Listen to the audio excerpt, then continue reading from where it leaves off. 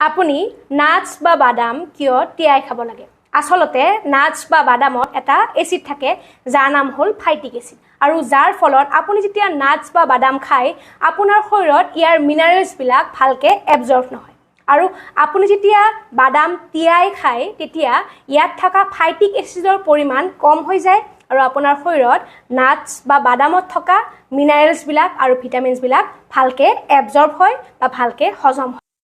হে next time যেতিয়া আপুনি বাদাম খায় আপুনি চেষ্টা কৰিব আপুনি সেইখিনি 2-3 ঘণ্টা সময় পানীত তিয়াই থৈ খায় আৰু আপুনি যদি গোটেই ৰাতি বাদাম তিয়াই থৈ খায় তেনেহলে আপুনি কেতিয়াও সেই বাদামখিনি খোলা বাচনত তিয়াই থৈ নেখাব কাৰণ আপুনি যেতিয়া খোলা বাচনত বাদাম তিয়াই খায় আপোনাৰ সেই বাদামখিনিত ব্যাকটেৰিয়া লগা সম্ভাৱনা থাকে যাৰ ফলত আপোনাৰ শৰীৰত বিভিন্ন ধৰণৰ ক্ষতি হোৱা দেখা যায় আপুনি যদি গোটেই ৰাতি বাদাম তিয়াই থৈ ৰাতিপুৱা খাব বিচাৰিছে তেনেহলে সাফৰযুক্ত বাচনতহে বাদাম তিয়াই থৈ খাব আৰু পাৰিলে আপুনি ফ্ৰিজত ৰাখিব চেষ্টা কৰিব বহুত জৰুৰী ভিডিও সকলোকে শ্বেয়াৰ কৰি দিব থ্যাংক ইউ